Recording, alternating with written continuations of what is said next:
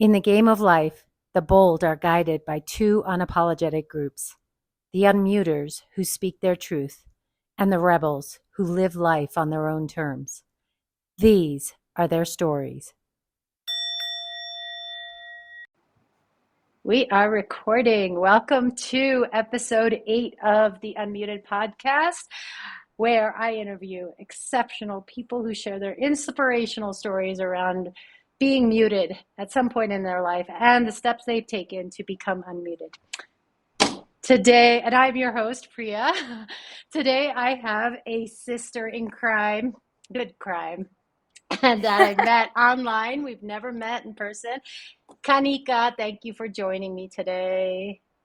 And this is the first time we're actually talking in forever since this massive life change. So there's just like so much to freaking talk about. And you get a sound effect for your first episode with me. Hold on. Yay! Yay! Thank you, Priya. Thank you so much for calling Welcome me to my podcast. in so much. It's my absolute honor and delight to be your sister in crime, in good or bad crime. It doesn't matter. It's Yeah. all perspective, but It's all we've had perspective, a right? lot of fun together. Yeah. You are you and Melissa. Melissa's around episode 3, I believe, are when people ask how we met and like how we're such good friends, and I say we've never met in person. Like, this is a completely virtual relationship, and it's like mind blowing that like it's been closer than some of my in-person friends. Like, and that when we got together on video, it's like there was no get to know you. We dove off a Bam. cliff, jumped off a cliff together. Yeah. So, $1 million question. There are so many $1 million questions. Tell everybody like, where you're from, where you are now. We'll just kind of go in a natural direction. I feel like we're just going to talk about a lot of Beautiful. cool stuff. Yeah. Awesome. So, hello, people from all around the world. I am Kanika To Jain. all I my am 300,000 subscribers that are coming to me in this quantum universe. wow, 300,000, 1 million. 1.2 million. Okay. Yeah, it's ending beyond of everything. Hello, everybody. I'm Kanika Jain. I'm Indian by birth and my roots, but I've been born and brought up in Bahrain. If you don't know what Bahrain and where it is, it's in the Middle East, close to Dubai. I've been a city girl all my life, brought up in a very humble and simple Indian family that has been outside India all their lives. And for me, it was just a very beautiful Indian cultural setup where I come from a family of 4, with my elder sister being the other sibling. And for me, if you're non-Asian, and I think a lot of you would be, um, it was just doing what my parents told me to do. And I was brought up in a very societal way of, you know, the perfect daughter, the perfect child, etc., etc. And right now, I am all the way in Australia, down under, on this beautiful family farm, farming. My background is a finance professional, but then I turned that into an energy healer, a holistic life coach, a spiritual coach, and now a very avid farmer and an educator and a learner myself. So I see myself as someone who constantly seeks what brings me joy every day. And that personal evolution has let me serve others. So it's very different to what they teach, that, oh, you've got to learn so much outside and see what's, who wants what. But for me, the more I started evolving myself and seeing what I want, it really helped me serve so much more and become so much more one with everything, including nature, which is very different from what the city girl of me was. Basically, I want to say I moved from Gucci to Gobar. Gobar is cow dung in Hindi. So Okay. I want a family farm with cows around me. So I'm from Gucci to Gobar, literally. Wait, you get another sound effect because of this massive change that, and we're going to talk about it more, that you had the courage to do it. So, and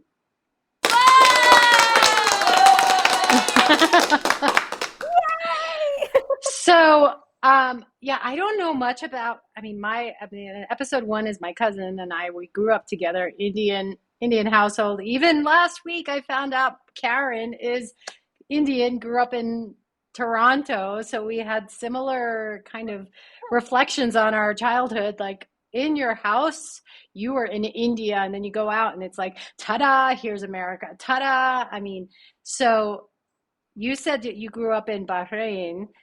Was it my perspective of how I grew up in my family, very conservative Indian? I wouldn't even say it's not Hindu. It was never religious. It was just conservative Indian. Like, let me have a grasp around your neck and see if I can really control you till you're 80. But um, with was it a similar background for you? It just, or was it more because you were in the Middle East? Was it different? Tell us more about that perspective because I don't know. Okay, so I think, yeah, wherever you are, if you're Indian, Asian, you, I think our family ties and bonding and culture is like so strong that there's an element of like ridiculous amount of control from our parents, which no mistake of theirs, got it from It's their parents, and their parents is yep, like it goes back. ancestral. But yeah, because we were very close to India as well, I think Middle East just brings in this beautiful mix of like Western with Indian, but purely because India is close and then the West is also close. But Hmm. for me, we were conservative. If I think from the perspective of people outside India, but within India, when I look back, Priya, I'll be very honest with you. We still had a lot of like leeway to do things, to and leeway when I say is like, okay, go explore within the boxes that we were given back then.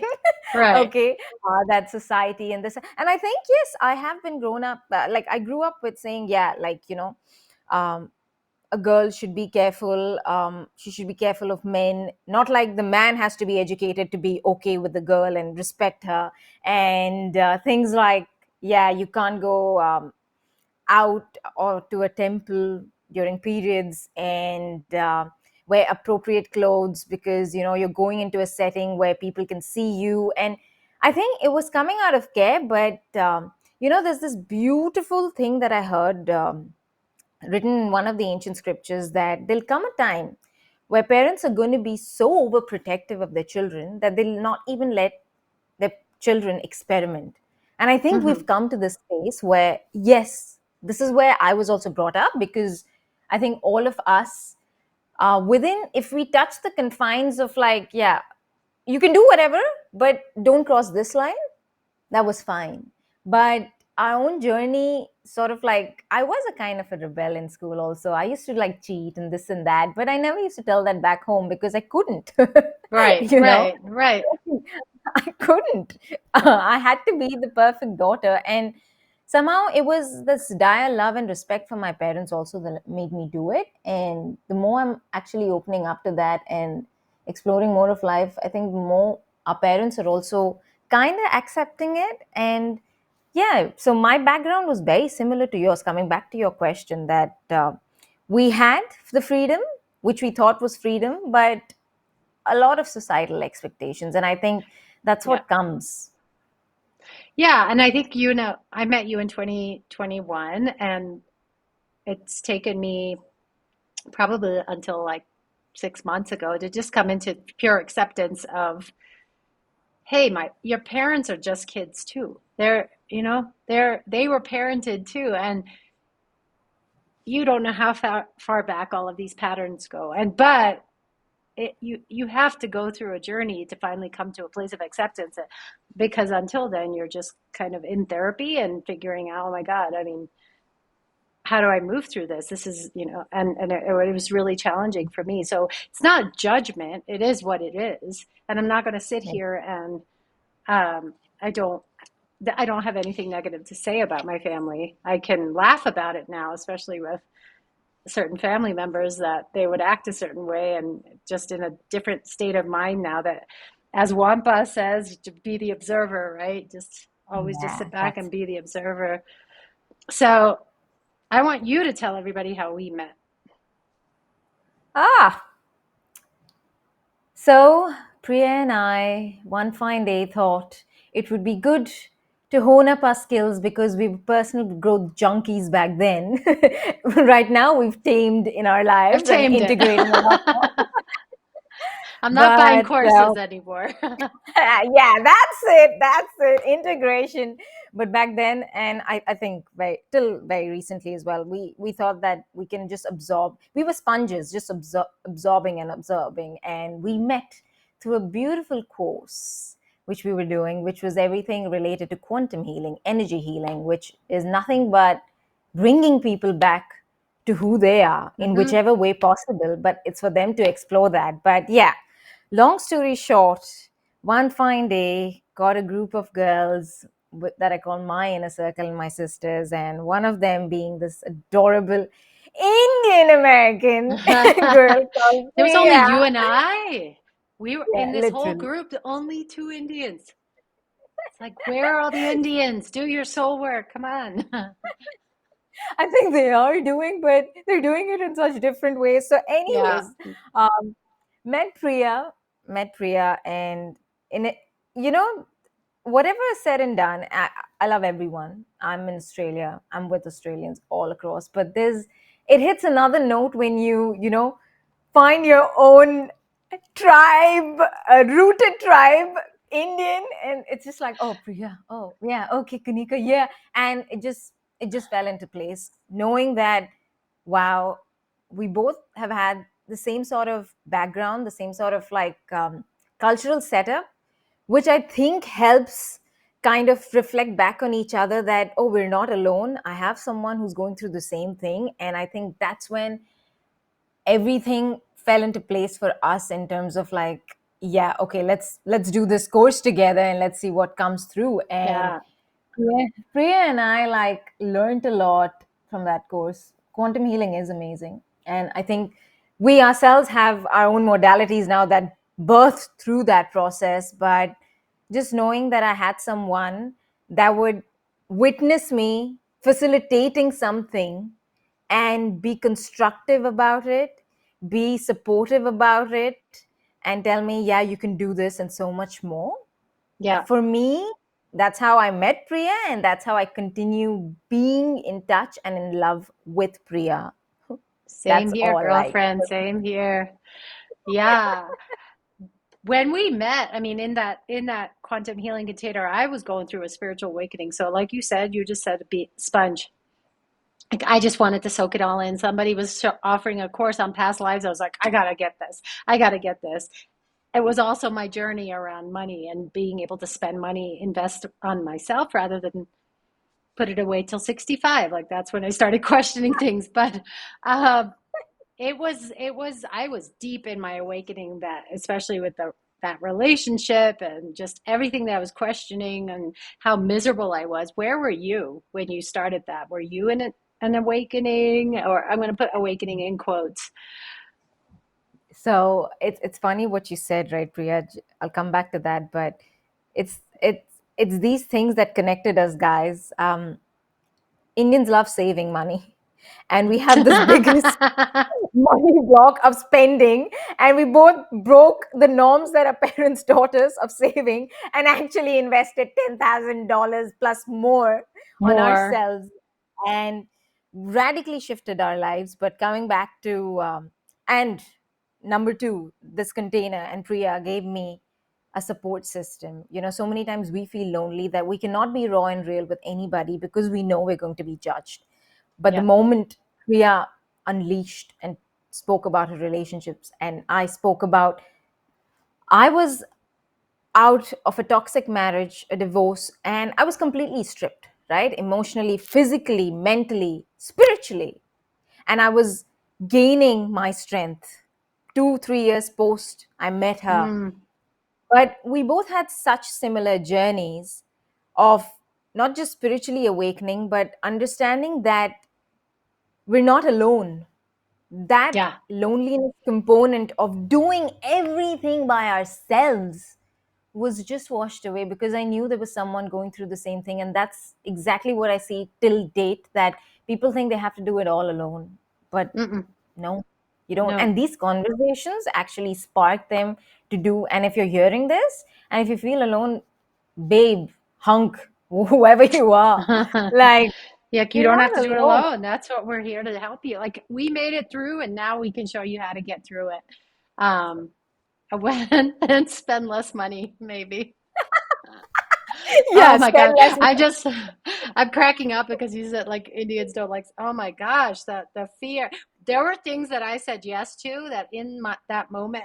And if I were to say well, how much it cost, people would freak out. But in that moment, like, it's like my soul came out and said, yes, I'm doing this. Like when people talk about soul aligned, yes, it's like a full body, you want to Yeah. do it. And I said yes to it. And I jumped in. And then my family found out and it was like, what the hell are you doing? Are you crazy? And then I just sat in fear for 2 years about that decision. But it is the it is the 20 I said yes to that in 2022. It is the 2024 version of me, like the version of me that has the courage to have a podcast. It's actually just doing it, that said yes. So when I entered this year and like got rid of this excess shit from my life, I was like, oh my God, it was this version of me that stood up and said yes back then to this. It's like, so timeline travel, all of that stuff, all of those tools, it's real. So It's like you said, you don't have to do it alone. You really, and I feel like, with the tools that you have, with the tools that I have, and how they talk about plant medicine ceremonies that, like, let's say an ayahuasca ceremony, they say it's 7 years of therapy in 7 hours. I feel like with what you and I have, it's essentially, we can move you through your stuff rapidly. You don't have to sit and suffer in it for years. Like you literally can and just that shift it. the beauty is people don't realize it all comes. You've got to understand to tame your monkey mind. And Hmm. through our experiential journey, in whichever way possible, we've really deep dived into our mind. And for me, something as simple as just focusing on your breath can be so liberating. But how much time do we give ourselves this whole thing of like even breathing right now? If you're listening and watching, are you even paying attention to your breath? We don't even take time to We do that, don't. let alone breathing. I mean, if you're in the US, you're just thinking about, I gotta work, I gotta work, I gotta work, I gotta work, I gotta do this, I gotta get here, I gotta, Pay the you know, bills, I've got to do this, I've got to, and there's no one's fault. We've been bombarded with so much information that the mind only knows how to run like a hamster. It does not know how to walk like a tortoise at all. yeah. And I think the more we experimented, it all came down to how much space are we giving ourselves. And Priya, you would say the same thing. Like going back to your story, I still remember you told me that's the amount I'm going to put in.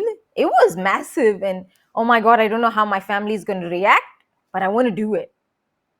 But you push through that fear. That mind was telling you, oh no, don't. But you're like, no, I'm going to do it. And you jump the fence. That's it. And once you I jumped it, didn't, there was no going back.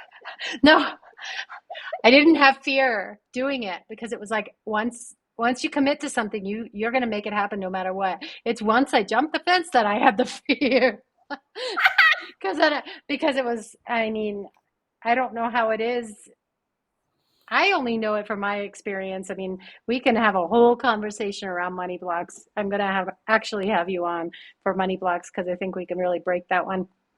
But we're so conditioned to not spend our money. Just accumulate it, accumulate it, accumulate it, put it away till you're 65. And I remember like that. happened during those 4 years of just learning and spending all this money on courses. And they kept telling me, not my family, but other people, like, don't spend the money. You need to put this in, don't pull it. There's going to be penalties. And I said, but if I die tomorrow, what's going to happen? And the only response they could give me was, well, you're going to make somebody in your family really happy. And I was like, well, screw that. I'm going to make myself happy with that money now. And it's like, and it's taken a while, but I'm starting to notice that things are getting replenished because I actually invested in myself. It's the flow. It's the flow. And It's not, you're money's not, actually, yeah, yeah, it's not supposed to be hoarded. no, no. And this whole concept of retirement in 65 is probably like designed by some dude in a suit in the 1920s who just was like trying to figure out a way to get rich. And Yeah, they did a good you're job. right. They Yeah. did a really good job because, disclaimer, we're not telling you to, yeah, spend money on like nonsensical things, but spend money on things that bring you joy, that elevate you, your life, and everyone's life around you. And please understand that retirement is going to kill you faster because you've got no purpose in life. There's nothing called as retirement. Once you retire, I can assure you, after seeing so many people, and please prove me wrong, that what do they do after that? How does their life turn out? But with the Right. ones who say that they love doing what they're doing, look at their age span. Yeah. Yeah. I mean, I had a couple of really good friends. They've passed now. And the one, Najat in particular, she lived for the moment. And she would just spend money. And I would say, how are you spending money on that? She goes, Priya, I spend money on myself. I love it. It it feels good. I don't have anything about spending $300 on a ring. If I see it, I'm going to buy it. And it was in years later, I'm realizing the lesson she taught me that not, like you said, don't go out and spend your savings. But when you do spend with joy and you spend with, and it's happy, like, it comes back to you. You create that. It's almost like it's a relationship. It's a flow that you're creating this. It's not scared, and there's that book by Ken Honda, and he's on Mind Valley, and he has the happy money. It's like every time you spend money, and I do it at the grocery store. I put my card in, I say arigato, and I'm just like constantly happy when I spend it, and it flows. That's Yeah. it. And the moment you said it, it was the same thought. So I can tell the viewers that we're so connected because we've been taught money IQ, but not money EQ. And that's what Ken Hmm. Honda teaches, right? That the emotional quotient with money is very important because that's how you can actually stream in a lot of money. And even if you don't stream in, Priya, I'm a testament that whenever we needed money, it just came at that time. But that comes with deeper surrendering that, okay, you know what you're doing, you have an intention, you're acting on it. Do you have the trust in the universe, God, source creator, whoever you believe, that they will support you in co-creating and making that happen? That's what we don't have, because suddenly we bring in the element of beautiful time, thinking that, Hmm. oh, I need to do something within 3 months, or get like the quick fix strategy of like, oh, 3 months and millionaire. No. Are you okay being a millionaire after 6 years? Is that okay in your thought process? And don't fool anybody. Just see what are your belief systems and decode them. And that's when you'll see so much of liberation coming out, in terms of then you'll enjoy spending that money saying that, oh wow, I'm craving pizza. Can I have this margarita pizza that's oozing cheddar cheese and mozzarella cheese, and just enjoying that moment? That's when money knows that, oh wow. Or getting the $5 extras for vegan cheese, which I don't know why they price gouge like that, but I would enjoy that. Yeah, There you go. yeah. So, I mean, that's a whole other conversation. I feel like you just gave me another episode to just really discuss money and the energy around money. But you are in Bahrain, the Middle East, and your family of four, and now you're in Australia. How did that happen? You know, um, when people ask me, how did that happen? I'm just like, I don't know, but I know.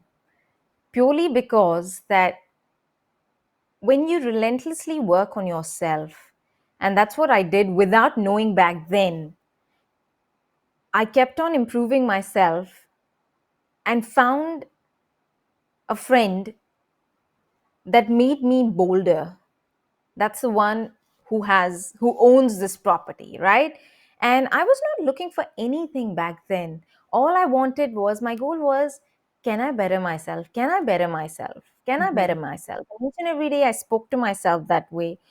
Things happened, but it took time. It's not like 1 month and I got there. But it's so funny. Life knows how to rapidly accelerate you and how to like slow you down completely.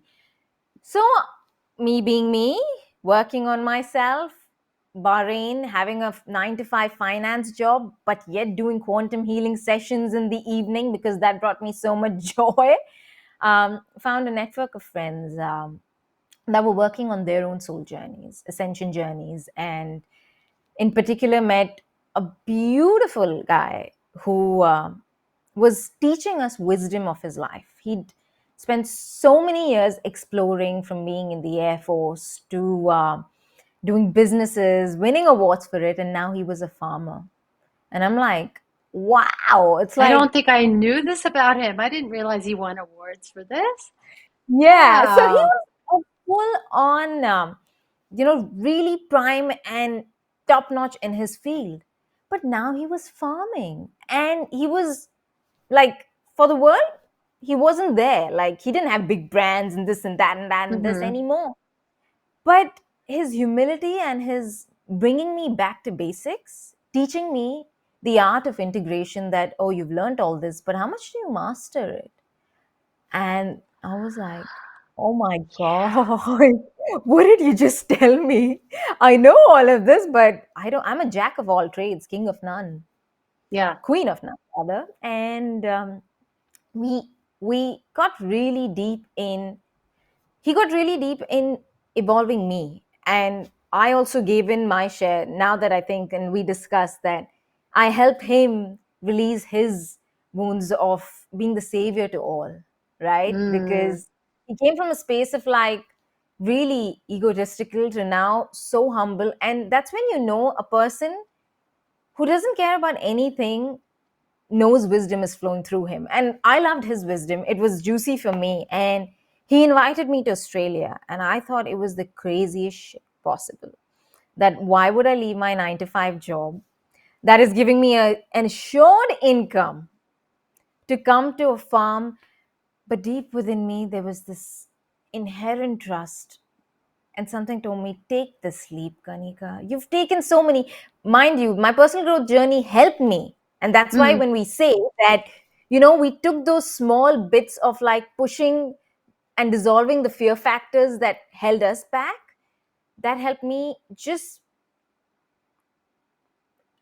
give me that support and that fire within me that just do it. I quit my job. I took this decision in Jan. I told my mother, and I mean, I'm gonna turn 34, guys, but my mommy just loves me. I'm her little baby, and mind you, she's done so much work after I've come here, because our mothers are really protective. Especially, I mean, I don't know about others, but Indian mothers are really protective of Oh, their yeah. girls. Yep. Yep, they are. Yep, And dads are even more. even more. But for me, I told this, and they thought it was I think everyone in my circle felt it was the craziest idea I'd ever come up with, except for these girls in my quantum healing container. They're like, We were yeah, like, go do do it. it. Go. Go do it. And I'm like, okay, I've got everything set here. I've got a good inner circle that's telling me just do it. I've got my heart that's jumping with joy, not thinking about what's going to happen. Yes, I had my savings. So at least financially, I do tell people that please have a little bit of foundational finance set, because it's not going to scare you completely, when you have a little bit of Right. savings. And for me, I'm like, okay, given my resignation, everyone thought I was stupid. They're like, what are you going to do at a farm in Australia? What the hell is this? Yeah. And I came here. And the moment I came here, I knew, as for the Spiritual lovers, you'll know that you love this piece because I think I had a past life here. I think no, I know I had a past life here, and I had these past impressions, which translated into why I love this place. And I came down, let alone my friend, his family, everybody that was here to just welcome me, and the land and the nature and the birds and everything that just made my stay so comfortable. I For me, landing in Australia, stepping on this land was the biggest quantum healing container opening up for myself. Mm-hmm.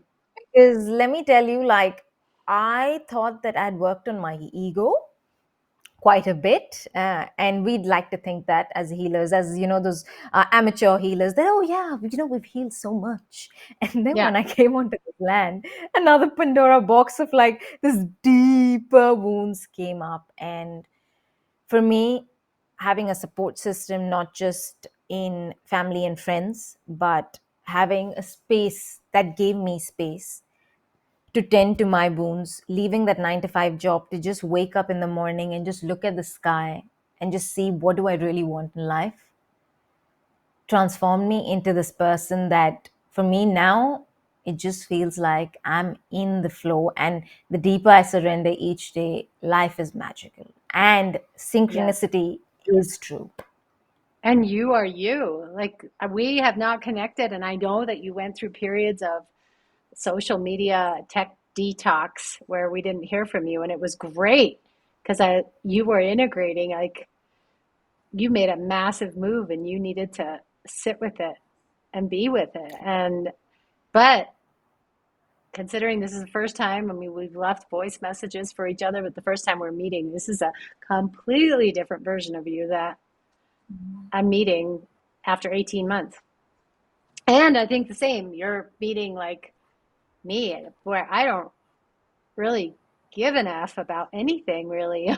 I just, I am myself. Like I'm thinking about my next tattoo day to day. It's like, there's just like, I don't really, I don't care, but I care. Of course I care, but I'm not caring about the stuff that wastes your time. There's no time to waste on that. There's a very different energy when you switch from victimhood to creation energy. And creation can be anything, right? Like you even just spending time with your bub on a beach, bub meaning her dog, but bub Oh, thank you. on a beach, yeah, because she's your little girl. So yeah, spending time on a beach, just giving yourself that space and just being very normal, coming down back to basics. We've forgotten how to simplify our Yeah, lives. yeah, And that's very important because for me, and you'd concur with that, that having learned so much, but now just giving that space for integration, coming back to basics, doing things that you love. That means you're respecting yourself. And in turn, why wouldn't you respect anyone else? Of course you would, because you're coming from a right, space of love. right. Yeah, when you break those cultural shackles or those, ancestral shackles or gender shackles or just anything that's just not yours, you just like it's so easy to say yes and it's so easy to say no to the things that you want to say yes and no to. Whereas before, there was so much fear built up around those yeses and nos, right? Everything. Every Everything. Yeah, absolutely. And I think every time we said yes, it was because of a societal binding that we had in our head. And every time we said no, we felt guilty. Why are you feeling guilty of saying no when you know that, yeah, I don't want to go to that party, but I have to? You don't have to do anything. You No, don't have I to do anything. I turned down so many invites to just hang out and stare with my dog, with the Zuki. We just lie here and stare. I mean, it's like, it's not even Netflix is on. It's like, that brings me more peace than going to a party. Now, I will go to the occasional party, but that has to be the people that I really want to share that energy with. But protecting energy. I mean, I think that's another thing that we can talk about. Like, oh, there's so much to talk about. is protecting your energy, how to conserve it, and not just being this free for all, like, okay, I'm going to go to work and give it to everybody and I'm going to end up depleted. I'm going to go here and then give it to everybody and be depleted. You really learn to manage your own, like Fill your titrate it. cup. Yeah, you're your own You science fill experiment. your Yeah. Yeah, absolutely. You fill your cup like when you are high on empathy and you'd love to serve everyone, we forget that we're doing a disservice to ourselves. And I've actually written a whole chapter in co-authored a book and written a whole chapter on self-love because my toxic marriage taught me how to love myself, and that's what I love teaching people. Right? That love yourself, because if you don't love yourself, you cannot not do anything to anyone else for anyone else. Yeah. And that's where protection, setting your own personal boundaries work, because which brings me back to self evolution first. Your first question should be, are you okay being by yourself? Hmm. Because from Hmm. there it starts. Are you okay just sitting even 10 minutes by yourself with your thoughts? That scares people, Priya. We've Oh, come I to know. such a place I know. that it scares people to sit by themselves without their spouses, without anyone for even 10 minutes. Without Then their how in the phones. world? Yeah, without their phones. Yeah, I forgot about the phones. My God, the mindless scrolling. I'm sorry to say. But are you okay to sit by yourself for 10 minutes and protect that energy and just drawing it back to yourself? Not giving it to your phone, to your spouse, to your this, to your that. You have plenty of stuff. But if you don't fill yourself, you're always going to be drained down. You'll be lost. You'll be making millions, but you'll never be happy with that money Yeah. because you just don't know how to be happy with yourself. Yeah. When you do that dopamine detox, those things that get you high. So whether it's the scrolling, whether that's going to give you that instant Yeah, rush, that instant hit of dopamine. When you do the detox and actually chill out for 10 minutes, it's hard. But then when you do it, like if I think about, I used to I mean, and I do love Netflix, but I watch maybe 2 hours of TV a week. Whereas the circumstances I was in before when I first met you, it was like 4 hours of TV a night because of the if not more, and just constant me and another person, and constant need for dopamine with the phone, with the this, with that, and it was just and that was a complete disconnection. It disconnects you from people. It disconnects you from everything. just smiling at people, just actually just, yeah, giving somebody a smile and making their day, or just saying, hi, how are you? When you start to shut those off, and as you said, just sit with yourself and get in a place where you can enjoy yourself for 10 minutes and not have to do anything, you just start to create those new neural patterns. Your brain starts to rewire. And then within a short amount of time, you don't even recognize your own brain. That's been my That's it. experience. And I can vouch for that as well. And guys, you just got this simple tip, technique. Just do this 10 minutes by yourself. You don't even need to like think like what we did, etc. Just 10 minutes with yourself and you'll see things coming to you. Because from that space, creation always needs space. Yeah, Improving yourself needs space. So when you yeah, give yourself that permission to love yourself and give yourself that space, things work in their manner. You don't have responsibilities that need you 24/7. yeah, All you need to do is sit by yourself for 10 minutes, and if you're watching this, just do it after this podcast. But please give yourself that gift instead of going and buying a coffee because you're that exhausted and you're giving yourself another hit through coffee. right, right. Yeah, I mean, it's just such simple tools to just return you to yourself. And I find that, That's it. yeah, I mean, we have all the tools that we need. You and I went searching all over to get these tools, but we have all the tools we need in our own selves, right? And when you start to listen, like you said, When you just give yourself that quiet time, the universe showers you. And people talk about universe, God, whatever you want to believe in, whatever you want to say, but showers you with the information, gives you exactly what you need Because now in you're not any coming form. from chaos. Yeah. Yeah, sorry. Yeah. Chaos. Oh my God. Yeah. I think both you But and I can like are in such peaceful places that we can recognize what chaos we were in before. Yeah. yeah, and we don't even shun it because we knew it. We didn't know it back then, but now we know it, and that's why we can, like Priya said, we can actually help you purely because it was chaotic. But don't be judgmental on yourself, even if you think right now you're chaotic and oh my god, I'm doing this and look at what they're telling me. We're only telling you so that you become aware of things. Start with awareness, and the Hmm. rest will follow. But please give yourself that time and that awareness, and through that awareness everything takes its space. And talking about boundaries before, you create that cage within around you that no one's going to touch me for 10 minutes. I'm just with myself, my thoughts, my dreams, whatever I want to think about. Yeah. And after chaos, it's like any storm, there's always a calm. That's it. So Order. chaos is a catalyst for a lot of good. So, um, I know that we're approaching our time. Now you went from finance, now you're a farmer.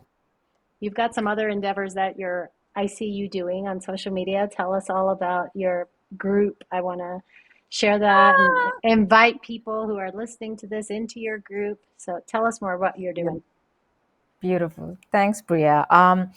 So after doing everything possible, and I still remember I was doing another form of business last year. I think this year was getting really precise as to what I wanted to do, and that's what Priya touched base. That I didn't touch social media for 5 months. 5 months off entirely. I didn't even scroll. And I can't tell you guys how happy I was. Were you But through happy? that, I was absolutely crazily happy, so present with every relationship of mine that then I realized that even 6 years of self growth didn't give me or was a stepping stone for this moment, that when I digitally detox, like didn't see anything and just did what I wanted in every present moment, giving my best. That's when I realized, oh my God, this is the best thing possible. That from that space birthed two projects. One was my community called Burnout Breakers.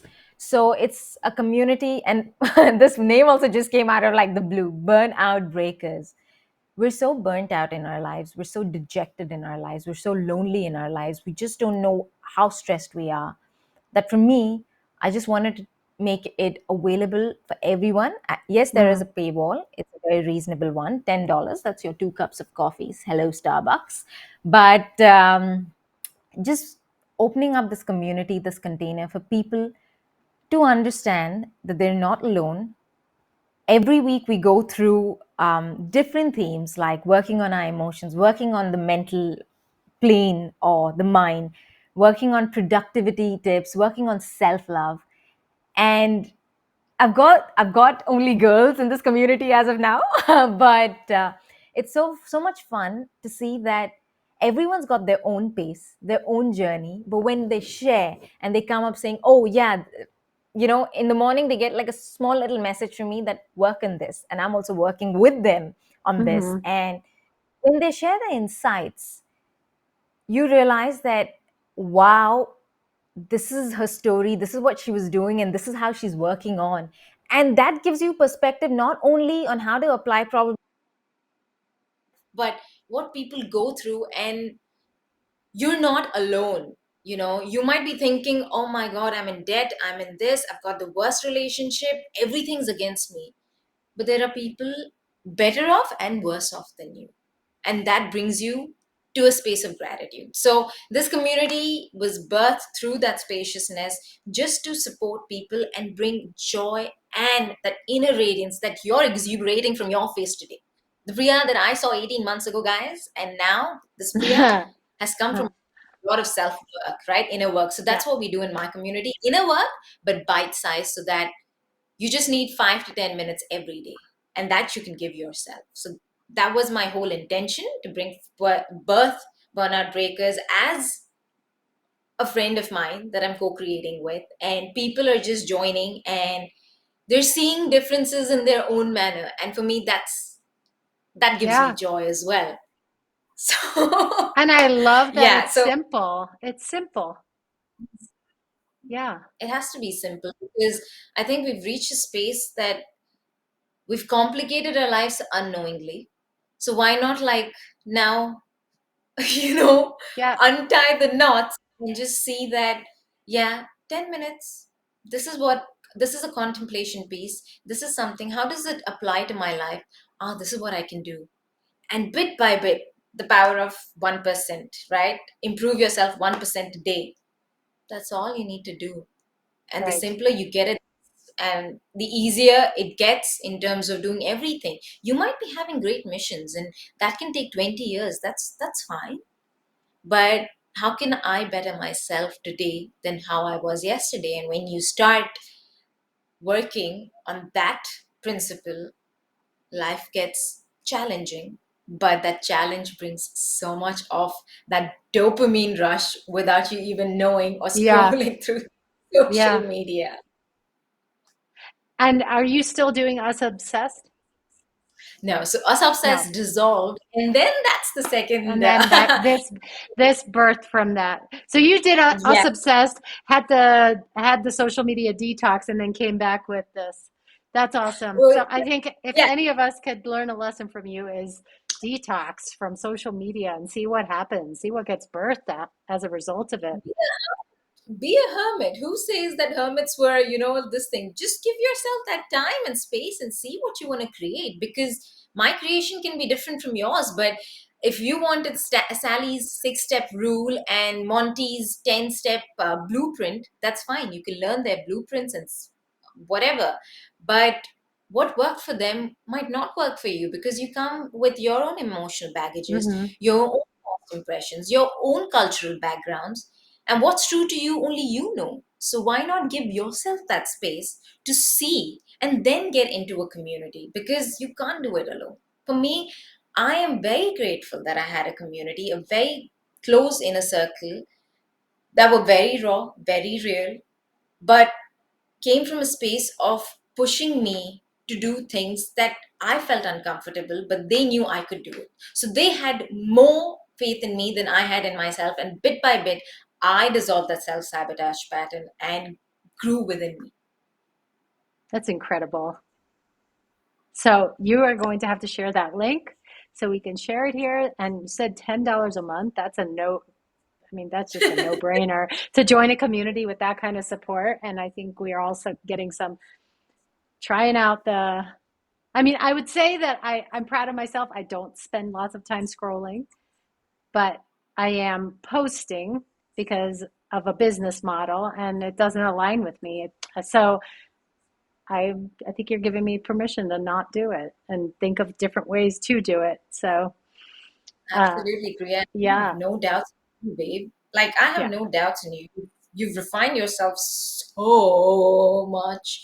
And every time we meet, guys, this is what a tribe does, right? Every time you meet, even if you meet after 18 months face to face, you see the growth in that other person, which inspires you to get even better and better and better. Because sometimes momentum does get lost, but reminding yourself that, oh wow, she's also doing this, I'm also doing this. Oh, we're making the world a better space. yeah. I mean, with all of us, we were all met in the same container, but we're all doing such different things.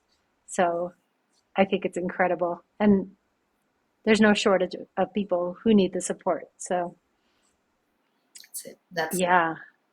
Well, you need to come back on, and I Always ready.